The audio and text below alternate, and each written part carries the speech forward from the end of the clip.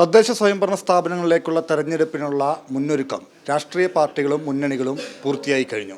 ഇപ്പോൾ അവസാനവട്ട മീറ്റിംഗുകൾ, മറ്റ് നടപടികളാണ് രാഷ്ട്രീയ പാർട്ടികളുടെ ഭാഗത്തു നിന്ന് നടക്കുന്നത്. ഇപ്പോൾ നമ്മളോടൊപ്പം മുസ്ലിം ലീഗ് നേതാവും MLA-യുമായ ഡോക്ടർ MK മുനീർ ചേരുന്നു.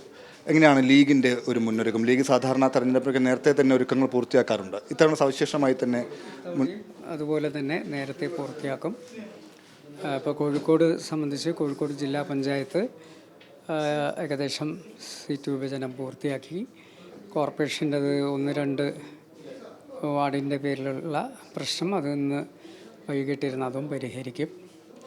അതോടുകൂടി നമ്മൾ പിന്നെ സ്ഥാനാർത്ഥി നിർണയത്തിലേക്ക് പോകും. ലീഗിനെ സംബന്ധിച്ച് കഴിഞ്ഞ 2 ടൈമായിട്ട് നിയമസഭയിൽ ഭരണമില്ല, UDF-ന് ഭരണമില്ല. ഇതിപ്പം തദ്ദേശ സ്വയംഭരണ സ്ഥാപനങ്ങൾക്ക് തെരഞ്ഞെടുപ്പ് നമ്മൾ സെമി ഫൈനലായിട്ടാണ് കണക്കാക്കുന്നത്. ഒരു നേട്ടം ആ നിലയ്ക്ക് ഉണ്ടാവുമെന്ന് പ്രതീക്ഷിക്കുന്നു. അല്ല, ഇത് സെമി ഫൈനൽ എന്നൊന്നും നമ്മൾ വിശേഷിപ്പിക്കുന്നില്ല. പക്ഷേ ഇത് ഒരു വലിയ മുന്നേറ്റം ഈ തദ്ദേശ സ്വയംഭരണ സ്ഥാപനങ്ങളുടെ തെരഞ്ഞെടുപ്പിൽ UDF-നുണ്ടാകും. കഴിഞ്ഞ തവണ ലീഗ് ഒരു പ്രധാനപ്പെട്ട തീരുമാനം നടപ്പാക്കിയിരുന്നു. തദ്ദേശ സ്വയംഭരണ സ്ഥാപനങ്ങളിലേക്കുള്ള തെരഞ്ഞെടുപ്പിൽ 3 ടേം വ്യവസ്ഥ. ഇത്തവണ വ്യവസ്ഥയിൽ ചില ഇളവുകൾ പ്രഖ്യാപിച്ചിരിക്കുകയാണ്. ഈ ഇളവ് പാർട്ടിക്ക് ഗുണം ചെയ്യും, എങ്ങനെയാണ് വിലയിരുത്തുന്നത്? അല്ല, ഇളവുകൾ സംബന്ധിച്ചുള്ള പ്രഖ്യാപനമൊന്നും വന്നിട്ടില്ല. അത് ആലോചിക്കുമെന്ന് മാത്രമേ പറഞ്ഞിട്ടുള്ളൂ. അത് കൂടിയാലോചനകൾക്ക് ശേഷം മാത്രമേ പ്രഖ്യാപിക്കൂ. ഔദ്യോഗികമായ തീരുമാനത്തിലേക്ക് ഇപ്പോൾ കടന്നിട്ടില്ല. അത് ആലോചിക്കാമെന്ന് പറഞ്ഞിട്ടുള്ളൂ. അത് അതിൻ്റെ വരുംവരായികൾ എന്തൊക്കെയാണെന്ന് നോക്കിയിട്ടേ ലീഗ് തീരുമാനിക്കുകയുള്ളൂ. മറ്റൊന്ന്, ഇത്തവണ എവിടെയെങ്കിലും കോഴിക്കോട് ജില്ലയിൽ, പ്രത്യേകമായി പറഞ്ഞാൽ കോഴിക്കോട് ജില്ലയിൽ എവിടെയെങ്കിലും സ്ഥാനാർത്ഥിത്വവുമായി ബന്ധപ്പെട്ട് തർക്കമുണ്ടോ? കോഴിക്കോട് കോർപ്പറേഷൻ പരിധിയിൽ അതിലൊക്കെ ചില തർക്കങ്ങളുണ്ടെന്ന് പറയും. സ്ഥാനാർത്ഥി നിർണയത്തിലേക്ക് പോയിട്ടില്ല. ആദ്യം UDF-ൽ നിന്നും എത്ര സീറ്റുകൾ കിട്ടും എന്നറിയണമല്ലോ. അപ്പോൾ ജില്ലാ പഞ്ചായത്തിൻ്റെ കിട്ടി, ഇനിയിപ്പം കോർപ്പറേഷൻ്റെ കൂടി കിട്ടിക്കഴിഞ്ഞാൽ അത് വെച്ചിട്ട് നമ്മൾ സ്ഥാനാർത്ഥി നിർണയത്തിലേക്ക് പോകും. ഒന്നാ പ്രശ്നമൊന്നുമില്ലാത്ത രീതിയിൽ നമ്മളതിനെ കൈകാര്യം ചെയ്യും. കോർപ്പറേഷൻ ഭരണം പിടിക്കാന്ന് UDF-ൻ്റെ ഏറെ നാളത്തെ ഒരു സ്വപ്നമായിട്ട് അവശേഷിക്കുകയാണ്. ഇത്തവണ ഏതെങ്കിലും തരത്തിലൊരു പ്രതീക്ഷ കോർപ്പറേഷൻ ഭരണത്തിൽ UDF പുലർത്തുന്നുണ്ടോ? ഇപ്രാവശ്യം തീർച്ചയായും ഐക്യജനാധിപത്യ മുന്നണി ഈ കോർപ്പറേഷൻ പിടിക്കും. നമ്മൾ നേരത്തെ പറഞ്ഞ വിഷയം ഈ ഇളവ് കൊടുക്കുന്നതുമായി ബന്ധപ്പെട്ട്, ആ ഇളവ് കൊടുക്കുന്നത്, അതിനൊരു ഇളവ് നടപ്പിലാക്കുകയാണെങ്കിൽ അത് ഗുണമാണോ ദോഷമാണോ ചെയ്യുക? അല്ലെങ്കിൽ അല്ല, അത് ഈ ഘട്ടത്തിൽ എനിക്ക് പറയാൻ പറ്റുന്നൊരു കാര്യമല്ല. അത് പാർട്ടി അത്രയും ആഴത്തിൽ ആലോചിച്ച ശേഷം മാത്രം എടുക്കാൻ പോകുന്ന ഒരു തീരുമാനമാണ്.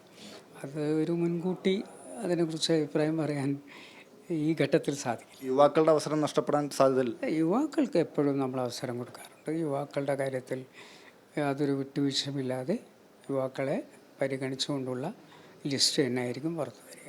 മറ്റൊന്ന്, ഇപ്പം ഈ തദ്ദേശ തെരഞ്ഞെടുപ്പിന് തൊട്ട് മുമ്പായി ലീഗ് കൂടുതൽ ശ്രദ്ധ പുലർത്തിയത് വോട്ടർ പട്ടിക പേര് ചേർക്കൽ, തദ്ദേശ വാർഡ് വിഭജനത്തിൽ. വോട്ടർ പട്ടിക വോട്ട് ചേർക്കൽ വ്യാപകമായ ആക്ഷേപം ലീഗ് ഉന്നയിക്കുന്നുണ്ട് കൊടുവള്ളി നഗരസഭ പോലെയുള്ള സ്ഥലങ്ങളിൽ. അത് ശരിയാണ്. കാരണം അത് പകൽ പോലെ വെളിച്ചം ഉള്ള ഒരു കാര്യമാണ്. കാരണം അവിടെ ധാരാളം പോരായ്മകൾ അതിലുണ്ടായി. അപ്പോൾ അത് നമ്മൾ പിന്നെ അവിടുത്തെ തെരഞ്ഞെടുപ്പ് ഓഫീസർ എന്നുള്ള നിലയ്ക്ക് മുനിസിപ്പാലിറ്റി സെക്രട്ടറിയാണ് അതിൻ്റെ ചുമതലയുള്ളത്. അദ്ദേഹം അതിൻ്റെ തൊട്ട് മുമ്പ് ലീവ് എടുത്ത് പോയി കളഞ്ഞു. ലീവ് എടുത്താണോ അല്ലേന്നൊന്നും അറിയില്ല, അയാളെ കാണുന്നില്ല. അപ്പോൾ ഈ കാര്യം ഞങ്ങൾ കളക്ടറോട് പറഞ്ഞു. മാത്രമല്ല, ഞാൻ തെരഞ്ഞെടുപ്പ് കമ്മീഷനും കത്തെഴുതി. അതിൻ്റെ ഭാഗമായി അദ്ദേഹത്തെ മാറ്റാൻ തീരുമാനിച്ചു. അങ്ങനെ പുതിയൊരാളെ കണ്ടെത്തി പ്രഖ്യാപിച്ചു കളക്ടർ. അയാളും കൃത്യമായി ലീവ് എടുത്ത് പോയി കളഞ്ഞിരിക്കുകയാണ്. അപ്പം കൃത്യമാണല്ലോ. അട്ടിമറി തന്നെയാണ് അവർ ശ്രമിക്കുന്നത്. അവരുടെ വോട്ടുകൾ അവർ ബൾക്കായിട്ടും ചില്ലറയായിട്ടും ഓരോ വാർഡുകളിലേക്കും അങ്ങോട്ടും ഇങ്ങോട്ടും മാറ്റിയിട്ടുണ്ട്.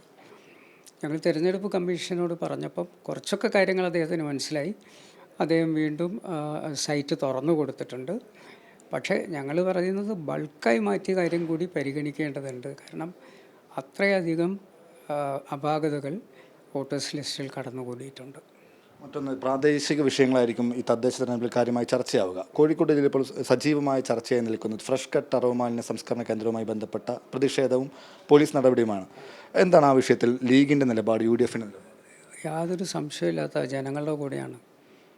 അതിൻ്റെ തുടക്കം മുതൽ ഞങ്ങൾ ജനങ്ങളുടെ കൂടെയാണ്. അവിടെ ഇരകളായിട്ടുള്ള ഈ മാലിന്യം ശ്വസിച്ച് ദുർഗന്ധം ശ്വസിച്ച് കഴിയുന്ന സാധാരണ ജനങ്ങൾ, അവിടെ നമ്മൾ തന്നെ പോയി 2 ദിവസം അവിടെ നിന്നാൽ എന്താണ് ദുർഗന്ധം എന്നുള്ളത് മനസ്സിലാവും.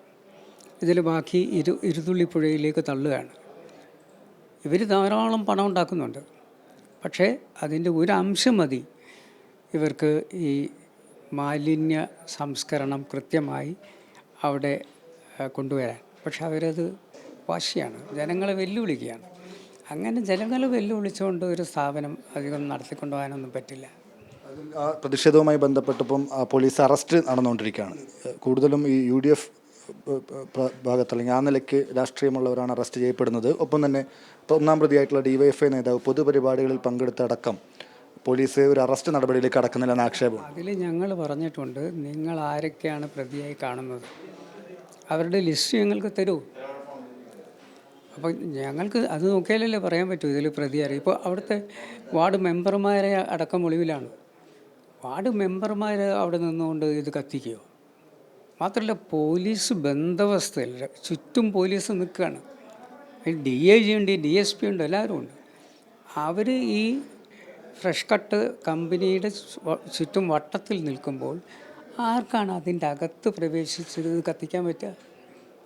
അപ്പോൾ ഇതിനകത്ത് തന്നെ ചില ആളുകൾ ഗൂഢമായി അതിന് പോലീസ് സഹായമുണ്ട് എന്ന് തന്നെയാണ് ഞാൻ ഉറച്ചു വിശ്വസിക്കുന്നത്. സാഹിബിൻ്റെ ആദ്യത്തെ പ്രതികരണം വന്നതിൽ കൃത്യമായ ഗൂഢാലോചനയുണ്ട്, ചില കൂടിക്കാഴ്ചകൾ നടന്നിട്ടുണ്ട്. അപ്പോൾ ആ നിലയ്ക്ക് അല്ല, ഇതിൽ ഞാൻ പറഞ്ഞത് ഈ ശശിയുടെ പേരാണ്.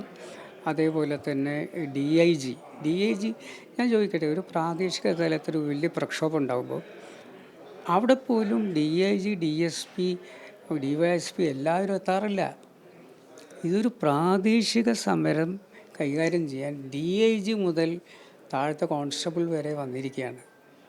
അപ്പോൾ എന്താണ് അവർക്ക് ഈ സ്ഥാപനത്തോടുള്ള താല്പര്യം? ഞങ്ങൾക്ക് അറിയാൻ താല്പര്യമുണ്ട്. പൊളിറ്റിക്കൽ അഫിലിയേഷൻ ഉണ്ട് ഈ സ്ഥാപനത്തിന്, ഏതെങ്കിലും രാഷ്ട്രീയ പാർട്ടികളോ നേതാക്കളായിട്ട് ബന്ധമുണ്ട്? അതിൻ്റെ ആരാണ് അതിലുള്ളതെന്നൊന്നും ഞങ്ങൾ നോക്കുന്നില്ല. ആരായാലും, അത് ഏത് പൊളിറ്റിക്കൽ പാർട്ടിയുടെ ആളായാലും ആ സ്ഥാപനം അവിടെ നടത്താൻ കഴിയില്ല. അവിടുത്തെ ജനങ്ങളെ വെല്ലുവിളിച്ചുകൊണ്ട് ഒരു സ്ഥാപനവും നടത്താൻ പറ്റില്ല. മറ്റൊന്ന്, ഈ തദ്ദേശ തെരഞ്ഞെടുപ്പ് നടക്കുന്നതോടൊപ്പം ഒരു പ്രധാനപ്പെട്ട SIR നടപ്പാക്കണം. അതുമായി ബന്ധപ്പെട്ട നടപടിക്രമങ്ങൾ പുരോഗമിക്കുകയാണ്. നേരത്തെ ലീഗ് നേതാക്കൾ പറഞ്ഞതിൽ ആശങ്കയുണ്ട്. ലീഗിൻ്റെ ഒരു പ്രത്യേക ജാഗ്രത ഈ വിഷയത്തിലുണ്ടാവും? അല്ല, നമ്മൾക്ക് ജാഗ്രത വേണം എന്ന് നമ്മൾ പറഞ്ഞിട്ടുണ്ട്. വല്ലാതെ ആശങ്കപ്പെടേണ്ട ആവശ്യമില്ല, എന്നാൽ ജാഗ്രത പാലിക്കുകയും വേണം. കാരണം നമുക്ക് ഈ പ്രോസസ്സിൽ നിന്ന് മാറി നിൽക്കാൻ പറ്റില്ല. പക്ഷേ ഇതിനെ നിയമപരമായി ഇപ്പം ഗവൺമെൻറ് കോടതിയിൽ പോകുന്നു, അതിൻ്റെ കൂടെ പ്രതിപക്ഷവും കക്ഷി ചേർന്നിട്ടുണ്ട്. അതിനെ നിയമപരമായി ഞങ്ങൾ നേരിടും. അതേസമയം പ്രോസസ്സ് ഞങ്ങൾ ബഹിഷ്കരിക്കുന്നില്ല. കാരണം അത് ഞങ്ങളുടെ അവകാശമല്ലേ, വോട്ട് എന്ന് പറയുന്നത്. ആ വോട്ടിന് വേണ്ടി ഇനി അവരെന്ത് ചെയ്യും നമുക്ക് നോക്കാം. ചെറിയ ഇടവേള അങ്ങ് പൊതുമണ്ഡലത്തിൽ നിന്ന് എടുത്തിരുന്നു. ഇപ്പം ആരോഗ്യവാനായി തിരിച്ചു വന്നിരിക്കുകയാണ്. എന്താണ് ഈ അവസരത്തിൽ പറയാം? അതൊരു വീണ്ടും ഒരു ജന്മം പോലെ. കുറേ ദിവസം ഞാൻ ആരോഗ്യമില്ലാതെ അബോധാവസ്ഥയിലായിരുന്നു. ഏകദേശം 5 ദിവസം ICUവിലായിരുന്നു. എൻ്റെ പൊട്ടാസ്യം കുറഞ്ഞു പോയതാണ് കാരണം. ഇപ്പോൾ എല്ലാം വീണ്ടും പഴയപടി തന്നെ തിരിച്ചു വന്നിട്ടുണ്ട്. ധാരാളം ആളുകളുടെ പ്രാർത്ഥന അതിലുണ്ടായിട്ടുണ്ട് എന്നുള്ളതാണ് ഞാൻ ഉറച്ചു വിശ്വസിക്കുന്നത് എൻ്റെ തിരിച്ചുവരവിനുള്ള കാരണം. കർമ്മമണ്ഡലത്തിൽ കൂടുതൽ ശോഭിക്കാൻ കഴിയട്ടെ. ഇനിയും കൃത്യമായി തന്നെ മുൻകരുതലോട് കൂടിയാണ് ലീഗ് ഈ തെരഞ്ഞെടുപ്പിനെ നേരിടുന്നത് എന്നാണ് MK മുനീർ MLA വിശദീകരിച്ചത്. ക്യാമറ പേഴ്സൺ ജയ്സൽ ബാബു പിലാശ്ശേരിക്കൊപ്പം ഷബീർ ഒമർ, മീഡിയ 1 കോഴിക്കോട്.